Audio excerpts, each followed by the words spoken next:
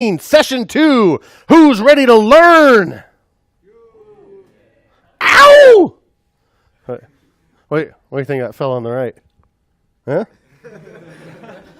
I think it's a hamster maybe, but still, they're close. Is it guinea pig? Cool, yeah, all right. That's a scholarly guinea pig, the best kind. All right, so you want to be a front-end developer? Are you aware that that's what this class more or less is about? Now you do. Cool. So what does that even mean? Back end, front end, something like that? Well, I did a little Googling. It's nice to use Google Images to try to figure out what something is. So I Google imaged front-end developer, and it looks like front-end developers are people who make pastel-colored things that go on laptops and mobile devices and desktops. And the really cool front-end developers have these little logos floating around those pastel-colored devices. So that's what it means. What are those logos? Let's have a closer look at those. Maybe we can get a clue there. It's these things: HTML, CSS, and JavaScript. Now, what do those have in common? What do they have in common with each other that they don't have in common with these? What do JavaScript, HTML, and CSS have in common with each other that they don't have in common with Ruby, Python, .NET, PHP, and Java? They do.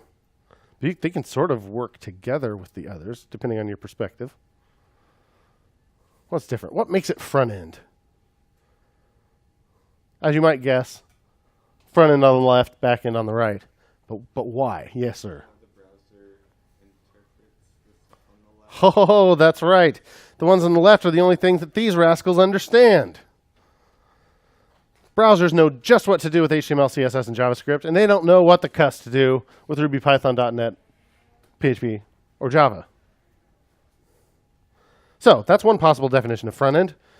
It consists of anything that web browsers can interpret natively without any add-ons. If you want a more technical definition, the front end refers to things that run on the client, while the back end refers to things that run on the server. But we're focusing on the web for right now, so for our purposes, the client is always the web browser. Oh, slow down, slow down there, Grandpa. We don't know about this World Wide Web nonsense. We just know about the Snapchats and the Yik-Yaks and the Instagrams, right? Well, what if I told you that your beloved Snapchats and Instagrams ran on that very same World Wide Web? That's right. So let's talk about the World Wide Web.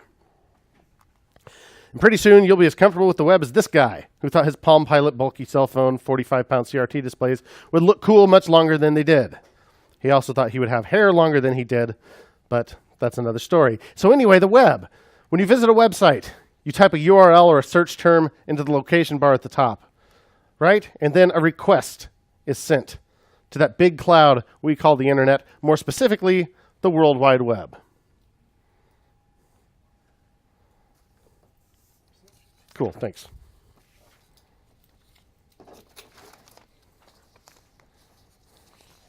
Ferris. Been rich, I assume? Yep.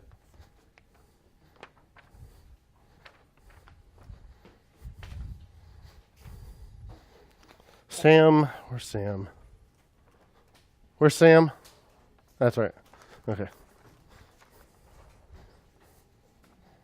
Kravitz? No. Wrong class, maybe.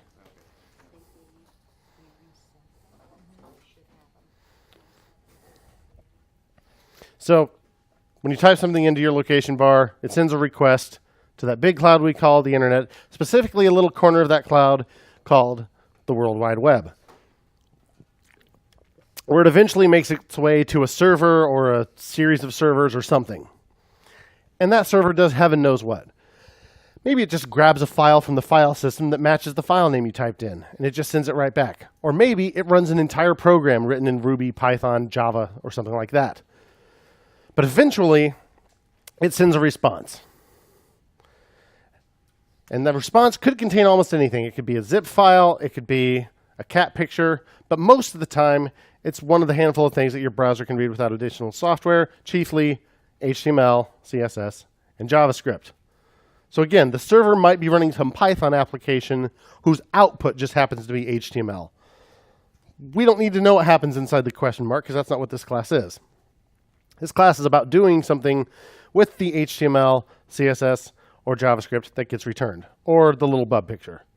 Now, it could also be something like auto that auto plays when you load the page. But if you do that, if you have audio that auto plays when someone loads your dang web page, then you are basically summoning the actual devil like Spock here. I don't know. You remember that part? No. But probably it's HTML, CSS, JavaScript, or little bub. And only one of those things is an actual full-blown Turing-complete programming language. Which one? Lil Bub! No, Lil Bub's not a programming language. It's JavaScript, your new best friend. I know I said your new best friend was the documentation, but JavaScript is tied, really. When documentation isn't around, you tell JavaScript she's your best friend. When documentation is around, you say, no, you're my best friend. With JavaScript. It's one of those situations. So, front-end development is building all the stuff that gets sent in the response, all the stuff that the web browser will interpret and display, including, yes, dear old JavaScript. So you want to learn JavaScript? Do you want to learn JavaScript? Yes. Gosh darn right. Why? I have it on good authority that JavaScript totally sucks. Look at this. 35.5 million results for JavaScript sucks. And look at Casey here, master programmer. Why do so many people seem to hate JavaScript? Because it sucks. Silly question, right? Now, why do people hate it? Because it sucks. But it sucks so much that there are 35 million pages devoted to its suckitude, right? So why use it? Reason number one, you don't have a choice.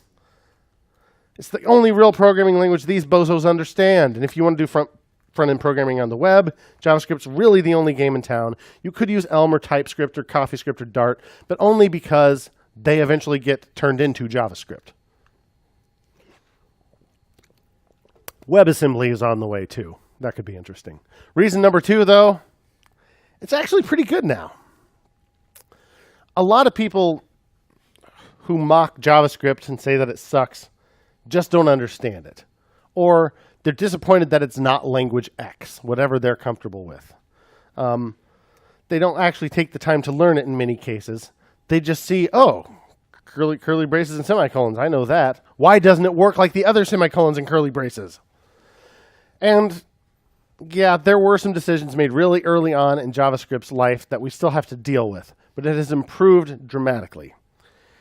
One of the most popular books about JavaScript is JavaScript, The Good Parts. And I'll admit, it's not a very thick book.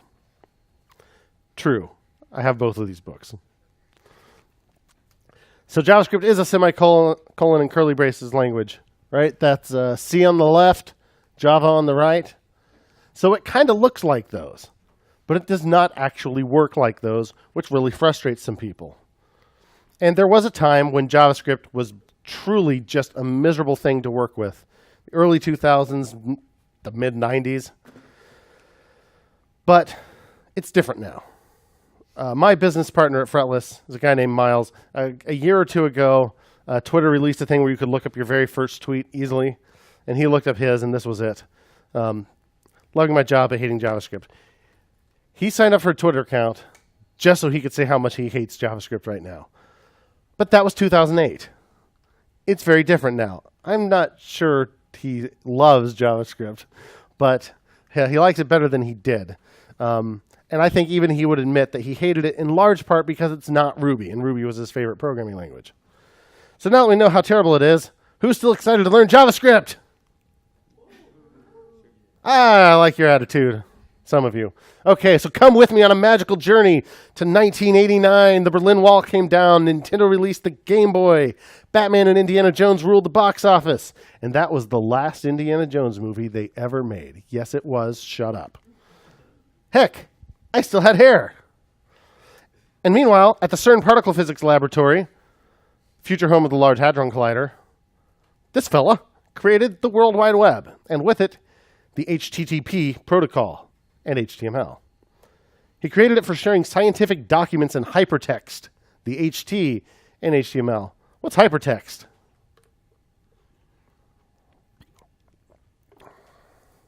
Text that forgot its Adderall? No. Don't abuse Adderall, kids. Hypertext allows documents to link to one another, and that's still fundamentally what the web is. Only now those documents can contain a lot more than just text. But in the beginning, there was only hypertext. So fast forward to 1991, when they made the last Terminator movie that anyone would ever make. True story.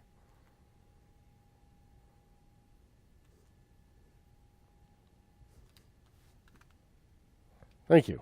Jiminy Christmas, folks. The last Terminator movie that anyone would ever make. And I still had hair. What game am I playing? Who can tell me what game I'm playing? Up there in the upper right. Anybody know?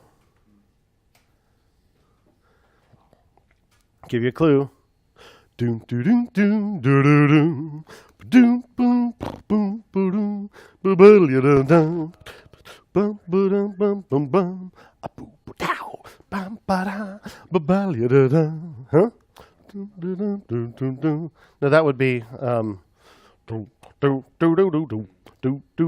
the title screen would be down down down do do do do do do do do do do, and when you die,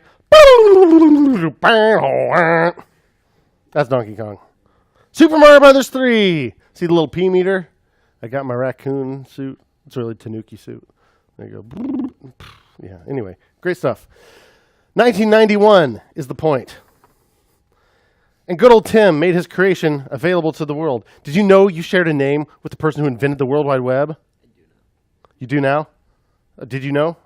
Okay. I couldn't tell if you said, I do know or I do now. You do now. It's important. We're learning stuff already. All right, so he made his creation available to the world at large in 91 with a humble newsgroup post. He launched it with a line mode browser that ran on pretty much anything, as well as a browser with a graphical interface and a built-in WYSIWYG editor. What's a WYSIWYG editor? Who knows what a WYSIWYG editor is? What you see is what you get. So in other words, as you edit the HTML, you could see the way it would render. So that first browser with a built-in WYSIWYG editor was called, clever name, World Wide Web, but this time without the spaces. Later renamed to Nexus. And it was written in Objective-C and ran on Next workstations, the brainchild of this turtleneck-wearing cusser who had been fired from Apple. But Next workstations were really, really expensive and not all that widely used. So, in 1992, when I suddenly had long blonde hair, this guy told Tim he was thinking of writing a web browser for the X window system, which would allow it to run on a lot more Unix machines. And Tim said, once his slides moved, what did he say? What did he say? That's right, he did. So, this guy made a new browser called Viola, which you've never heard of. That's okay. But Viola added exciting new features like tables, embedding web pages in other pages, a scripting language to add interactivity to pages, a syntax for style sheets. All in all, a huge leap forward, but it still only ran on Unix. So that brings us to 1993, by which time I had become the single most awkward organism on the planet. And the Legal Information Institute at Cornell, almost as fancy as Columbia, made the first website about law. And lawyers were like, it's a Unix system. I know this. No, just kidding. They were like, lol, what? And this guy was like, JK, LOL, I made a browser for Windows. And the lawyers were like, hype. And this new browser was called Cello! Cello! That's right. Get it? Viola, cello. So Cello was the first web browser for Windows 3.1. This changed everything. Hey, web browsers, step forward if anyone remembers you. Not so fast, Cello. Because you see, at the National Center for Supercomputing Applications at the University of Illinois. Anybody from the University of Illinois? Anybody from Urbana-Champaign? Cool. I'm not either. Birthplace of HAL 9000 in fiction. These two, who were students at the time, developed a web browser called... Huh? Face. What? No. Face? Is that what you said? No, bass. So viola, cello, bass. Oh, string bass. Yeah, no, it wasn't. It was Mosaic. Anybody? Mosaic? Well, Mosaic was a legitimately big deal. Like Viola, it was a graphical browser for Unix. Unlike Viola, it was very quickly ported to other operating systems, including Windows and Mac. And it was relatively easy to install and use. And that was crucial, as there were more people interested in using the web than ever before. And man software was not easy to install back in those days. So this was huge. Now, they wanted to add a bunch of features too. And in some respects, the evolution of the web actually took some steps backwards with the development of Mosaic. Because whereas Viola had invented a syntax for style sheets, not the CSS we know today, but still, it had style sheets, it had scripts, etc. Well, Mosaic just added a bunch of proprietary tags to HTML. Like, you want something centered? Use a center tag. Well, we don't do that today, right? We use a style sheet to tell it where it should be. The HTML describes the structure of the document, not its presentation. But that's what happened, and it took like 20 years to get over it. So, all of this just in time for 1994. When all my nerdy friends and I still had hair, these other three jerks still do. And the information superhighway was all over the news. I went too fast there. Let's get the... Oh, yeah, check him out surfing. See that? Huh? Surfing. Anderson Cooper told us high school kids all about the information superhighway on Channel 1 News. Anybody watch Channel 1 News in high school? Did you watch Channel 1 News, junior high? No one watched Channel 1 News? Oh, man, it was so cool back in the day. We had Anderson Cooper. We had Lisa Ling. Had all kinds of cool people. Heck yeah. What year? About 92, 93? What year 94? It is still around. Channel 1 News is still around. I know they didn't watch it when Anderson Cooper was on it. I was just getting my bearings. I was just trying to figure it all out. I lost my hair. Now he has cool white hair. Isn't he fancy? But anyway, point is, information superhighway, it was a thing. And it was about time for people to start figuring out how to make money with it. That's right. So, remember the NCSA at the University of Illinois, where Mosaic was developed? Well, Spyglass was a for-profit spin-off of the NCSA. They existed for the sole purpose of making money from inventions from the University of Illinois. So they began working on a commercial version of Mosaic.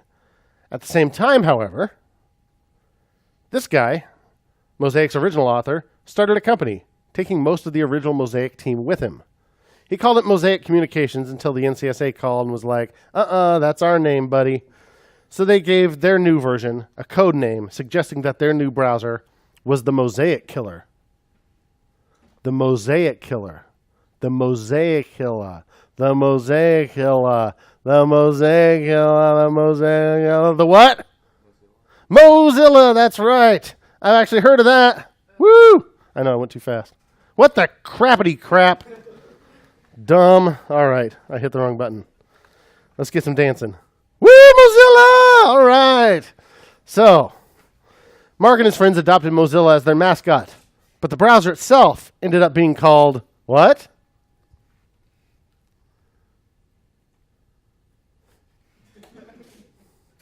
That's right, Netscape. Netscape Navigator was released in October of 1994, implementing a ton of new features and very quickly rendering all other browsers irrelevant. So irrelevant that developers started actually inspecting the user agent string that gets sent with a request. So remember the request? Remember that arrow going from your laptop to the cloud? That's the request. And it has all kinds of information in it, like what URL you're requesting, obviously, but it also tells them your user agent string, which is something that identifies your browser. And this was the user agent string for Netscape, Mozilla 1.0. And this was a terrible idea, but people did it, and they did it for a long, long time. They would configure their servers to actually sniff this out. Say, if it's not Mozilla, well, I'm just going to send them an error page, because my stuff is so fancy it only runs in Mozilla. But then what about when the other browsers get better and suddenly they can do those things and you don't update your dang page? Don't detect features, not browsers, folks. So that started happening. Spyglass, meanwhile, remember at the NCSA, University of Illinois, they were licensing their version of Mosaic to who do you think? No, not Paul Rudd. Microsoft! That's right. Oh, cuss. Player 3 has entered the game. That's right. So, Microsoft put a team of 6 to work, enhancing Spyglass Mosaic, giving it that Microsoft flavor. I think all Bill Gates' success comes back to the fact that he can jump over chairs. So, that brings us to 1995, when my hair reached its maximum strength. And I don't know, I was joining a country club or something. I have no idea why I ever looked like this. But 1995, all kinds of good stuff happened. Turtleneck guy from Next, his other company at the time, made a movie about toys. Maybe you've heard of it. It's called Toys. No, it's called Toy Story. But anyway, and Bill Gates and his start menu were masters of the universe. So he and his pals at Microsoft were ready to show their fork of Mosaic to the world. I don't know, the Spyglass team, maybe they were some kind of German industrial band. I'm not sure what's going on there on the right. But they were ready to show their version of Mosaic to the world. What did they call it? What did they call it? You're gosh darn right they called it Internet Explorer. A miserable pile of garbage available in the Microsoft Plus companion pack for Windows 95. I'm not talking about IE 11, folks. Believe me, there was nothing redeemable about the first 3 versions of Internet Explorer. Holy smokes, they were bad. At that point, it was really just Mosaic dressed up with some Windows flavor. They didn't even have their little blue E thing. That was their icon, and they just called it the Internet. And seriously, forget what you know about Edge and IE 11 and everything else. The first 2 releases, oh my word, they were terrible. But everyone just used the browser that was on the floppy that their ISP provided, which was virtually always Netscape. As a matter of fact, this was the user agent string that Internet Explorer came with. They just lied and said, it's Mozilla, and then parentheses, but it's, well, Mozilla compatible. It's MSIE 2.0, but let's just say it's Mozilla. To this day, every browser does this. Guess which browser this is? They all still do it. This is what modern user agent strings look like. It's Mozilla. I mean, it's Apple WebKit. I mean, it's KHTML. It's Gecko. Gecko, like Firefox. I mean, no, it's Chrome. It's, in case you're looking for Safari, we're Safari. Sure we are. But in case you're sniffing out Edge, yeah, that's us. What browser do you think this really is? It's Edge. Usually whatever's last is the actual browser. But they all still call themselves Mozilla because there are so many 20-year-old web pages still looking for it. Bad idea, folks. Detect features, not browser versions. Yeah, I know. You were promised JavaScript. We're getting there. Bear with me. So, this is 1995, right? When Generation X was the absolute worst instead of U. They do it to everybody. It's all, look at this. Same stuff they're saying about you. Laid back, late blooming, or just lost. Overshadowed by the baby boomers, America's next generation has a hard act to follow. Oh man, just look at the angst on Ben Stiller, Winona Ryder, and Ethan Hawke. So angsty, folks. You're very lucky. Does America still have a soul? Questionable. But now it's probably your fault. It was our fault then. We were killing America's soul. Oh man, Bridget Fonda and Matt Dillon. Now that's some gosh darn angst there. Whew. Well, anyway, that was the year that the web became widely available to mere mortals, and the commercial web was a very real thing. Yahoo and Amazon both started that year. CNET launched with a yellow sidebar that every other site on the web decided they needed to copy. Seriously, you can't imagine how influential that stupid yellow sidebar was. Heck, they were even making movies about the web. About hackers. Boot up or shut up. Oh man, the kids are going to think that's so cool. online this fall. Oh man, the kids, they're going to love this stuff. Yes, they've been pandering to the youth forever, coming up with cool taglines that they're just going to eat up. That's right. And there were new tricks like tiled background images and GIFs, which were clearly a fad and have no place on today's internet. But web monkeys wanted to add interactivity beyond hyperlinks. And for that, they came in the form of plugins like Java Applets, QuickTime VR, and Macromedia Shockwave. Incredibly, Shockwave is still maintained by Adobe for security. And even more incredibly, the Space Jam website is still online. So, we had interactive content, even games in web browsers. But interactivity via browser plugins was still a pretty poor experience. The plugins had to be installed, they were a security risk, they were painfully slow, and they couldn't actually interact with any of the real HTML on the page. But luckily, a team of scientists at Netscape were hard at work on a scripting language that would run directly in the browser. Okay, they weren't scientists. Okay, it was one guy, and he spent 10 days on it. But it happened. What was it called? You guessed it. Mocha! That's what his boss told him to call that poop Mocha. He really wanted to remind people of that other hot new platform named after coffee, right? So a few months later, before it was actually released to the public, in September of 95, they came up with a better name. And finally, we had LiveScript. Okay, that name didn't stick either. It was finally actually released in December of 95.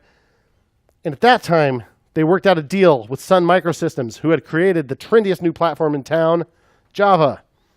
Thanks to this trademark licensing agreement, which confuses people to this day, Netscape could call their new language what? JavaScript. That's right. Remember, folks, Java is to JavaScript what car is to carpet. Not the same thing, barely even related. They just have similar names because of a stupid trademark licensing agreement. Do not think that Java is JavaScript or vice versa. But now in December of 95, JavaScript existed and can be used far and wide by people who had the absolute latest version of Netscape only and who had turned it on in their preferences. But JavaScript had arrived. And because the name JavaScript wasn't confusing enough, Microsoft reverse engineered it for Internet Explorer, and they called their version JScript. They weren't going to pay a trademark licensing deal. So you with me so far? JavaScript, JScript. So over the next year, an organization called ECMA, which is the European Country Music Association. No, just kidding, not that ECMA. The European Chamber Music Academy.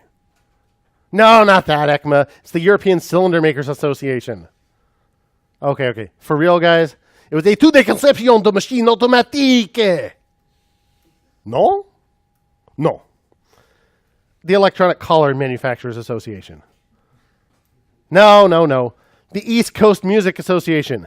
Canadian music, East Coast style. That's what I'm talking about. Woo! No. It was ECMA International, the European Computer Manufacturers Association, a standards body. And over the next couple of years, they worked on standardizing JavaScript. And they called it, anybody know? ECMAScript.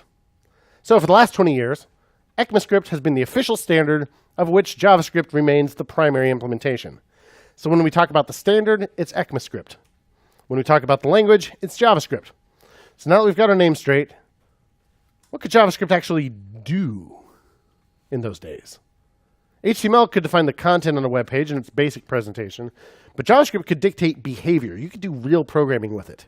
You could use JavaScript to alter the contents of a page, even to generate additional HTML.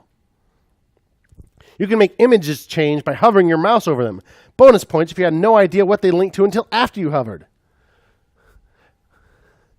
What the crap is that third one from the bottom anyway?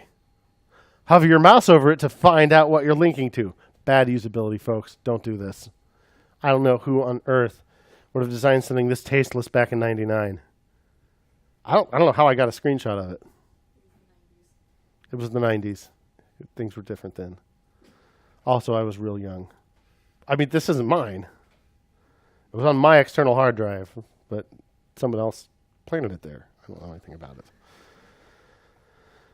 Say you were a bank with a ridiculous skeuomorphic website design that looked like an ATM. Can't imagine who would design anything that tasteless. Then you could offer a mortgage calculator right on the web page. So cool. JavaScript. Wow! Sorry, folks, this one isn't online anymore either. But besides calculators and the ever-popular mouse over image, you could do actual useful stuff like form validation, one of the handiest uses. So you could check form input before you even bothered sending it to the server. Now, it wasn't, and still isn't, adequate to check on the client side. Never trust user input. They could turn off JavaScript. They could form their own HTTP request using some kind of tool. So always check it on the server again.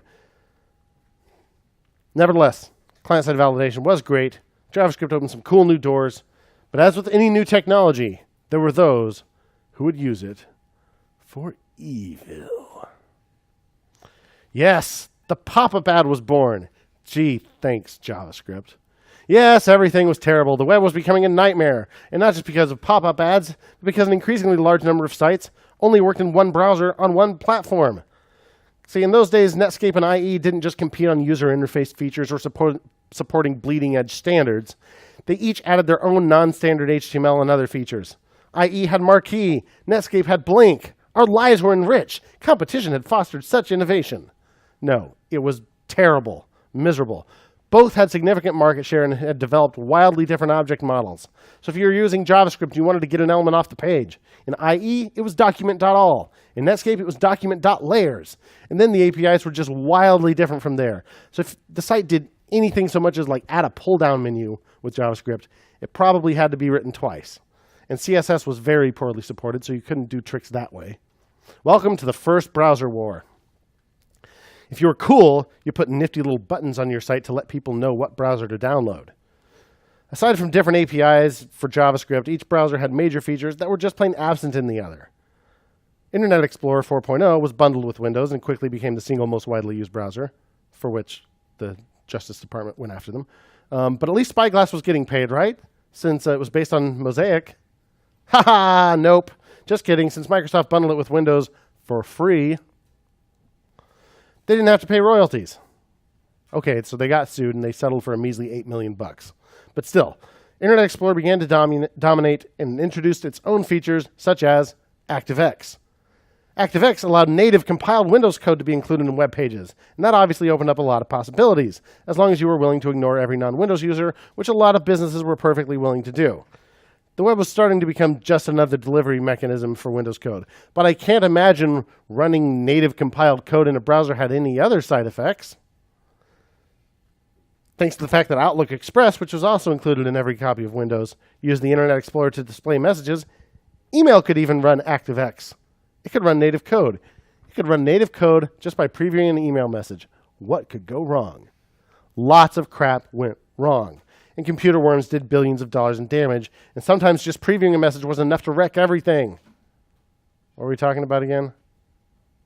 Oh yeah, ActiveX. So, why did companies use it since it broke the internet and was catastrophically insecure? Well, ActiveX did offer some enticing behavior, including one really neat thing that would eventually catch on and be adopted by other browsers in a pure JavaScript form.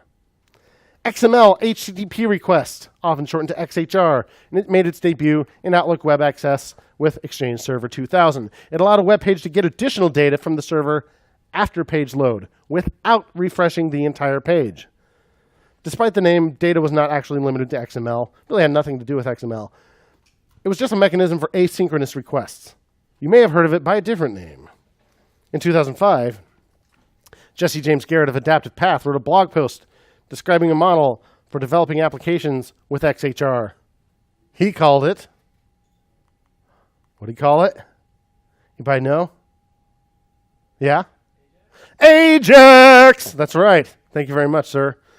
In those days, we still had to deal with wildly different syntax for this, and even basic operations that dealt with the contents of a page. Using JavaScript in combination with HTML and CSS was called, for a time, DHTML. And there were libraries that managed to work in all the major browsers at the time. But then, as now, supporting earlier versions of Internet Explorer was the hardest. But Microsoft was finally talking about adopting standards. It's just that old versions hung around for a painfully long time. Netscape usage had thankfully dipped below 0.5%. And Firefox, which was really the Netscape successor, was designed from scratch to implement standards. and that was rising fast.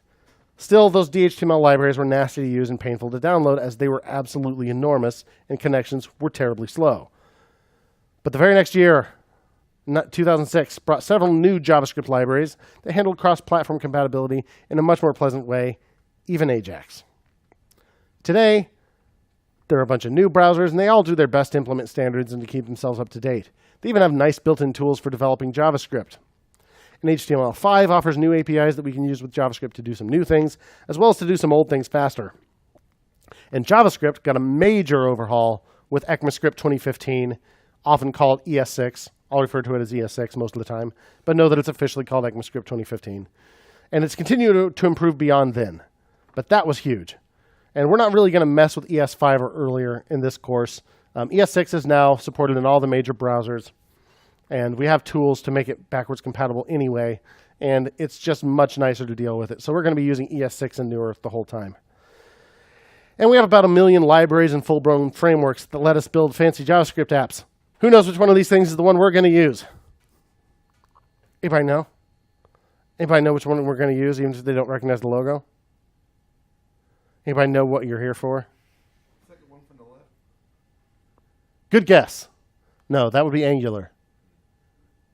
The next one. What is it? We're not doing Angular. We're doing React. That's right. Did you know that? Okay, good. I don't know what you guys know coming in. So yeah, we're going to use React in this class. We still have to deal with old versions of Internet Explorer. There's still a shocking number of computers running Windows XP. IE8, released 8 years ago, was the last version to support XP. And those who never updated past Windows XP SP1, and I had a client a few years ago for whom that was the case, they were still stuck with IE7. So IE earned such a bad rap that Microsoft dropped the name and now calls their browser what? Edge. That's right.